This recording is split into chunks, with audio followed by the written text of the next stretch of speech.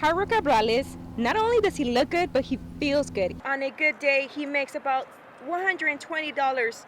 He sells his fruit plates for $10. Implementing a healthy diet and exercise is important for these students to help them improve productivity and increase their energy levels. Reporting from Northridge, I'm Reyna Torres.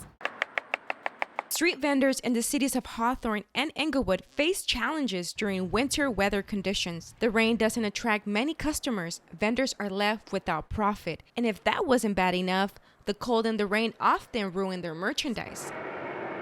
Adriana Sanchez sells flowers in Englewood, and this year's heavy rain has affected her business. She says being in the cold makes her body shiver and can get sick quickly. Ernesto Garcia sells fruit in Hawthorne. He says the rain and cold often make him sick and make it nearly impossible to make ends meet. He says he tries his best to save his money to cover his living expenses. So on a good day, he makes about $120. He sells his fruit plates for $10. Street vendor Alfredo Gomez helps out in his mother's taco business. He says the rain can ruin their merchandise. We do come out with this weather, it affects every single thing in the stand. Financial advisor Carlos Guaman says a street vendor or business owner needs two simple things: a budget. And the second thing, they need to have a backup plan for 6 months of all the expenses. That's in case something happens. Reporting from Englewood for Valley View News, I'm Reyna Torres.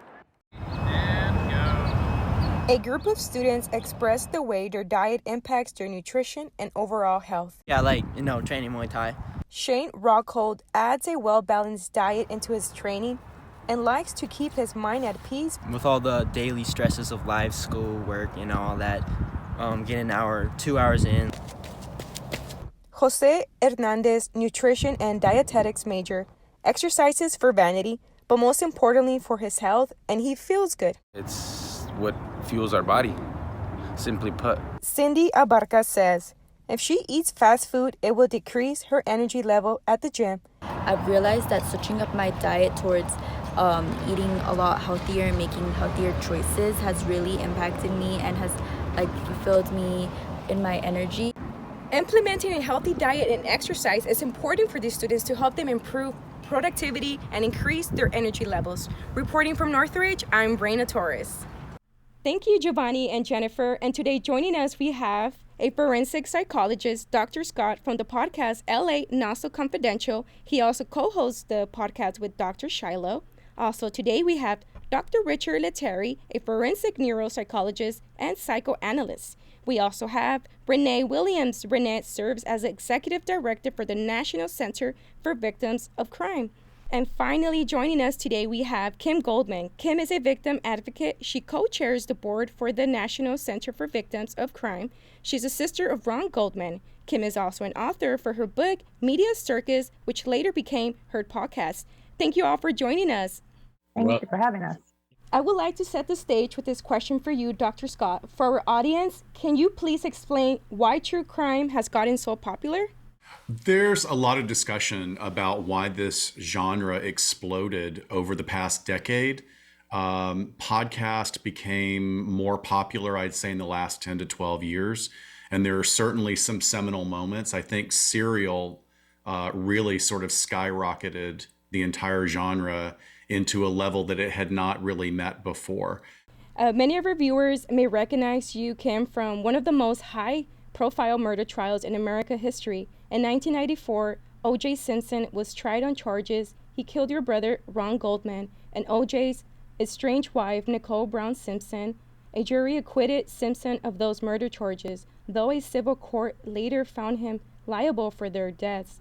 I wanted to ask you, you created a podcast, Media Circus, in which you have the victims and their families tell their stories in their own words and terms.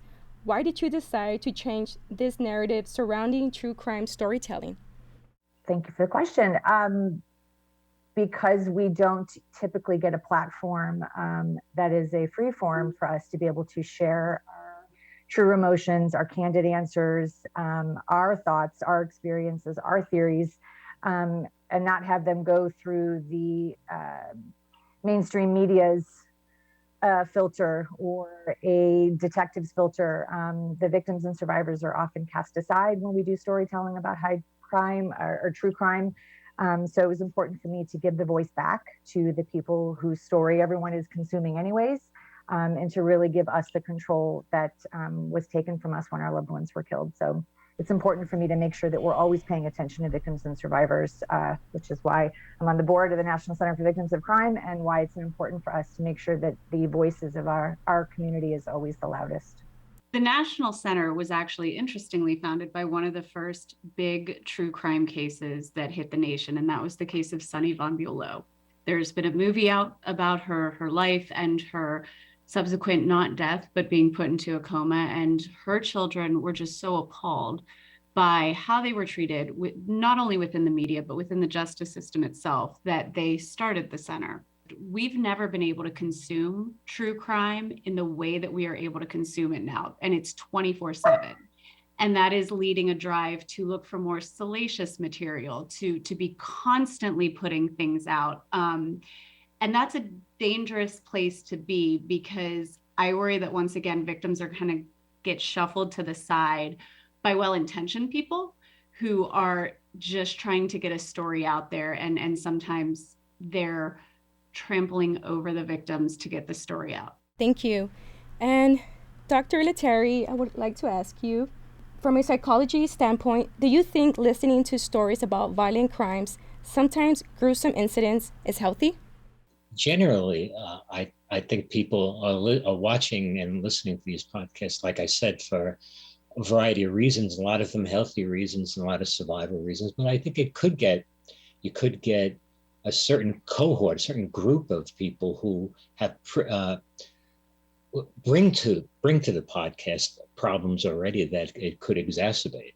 Thank you, and that's all we have for today. I would like to thank all of you for meeting here with me and talking about true crime podcasts. Thank you. Thank you for the opportunity. Thank you. Thank you. You're watching On Point. We'll be right back.